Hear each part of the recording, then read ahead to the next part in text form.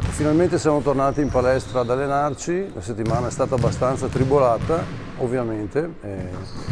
Adesso dobbiamo cercare di recuperare il tempo perso, la priorità è ricominciare con gradualità i minuti durante l'allenamento, l'intensità, perché una settimana di riposo si fa e si farà sicuramente sentire.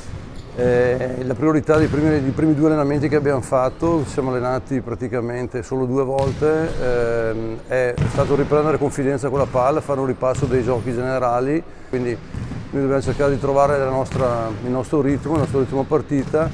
Spiace questa pausa perché eravamo carichi, abbiamo messo una bella iniezione di fiducia dopo la vittoria di Padova, bisogna ritrovare quanto prima i concetti che avevamo migliorato la settimana precedente. Tutto qua e speriamo che tutto vada bene.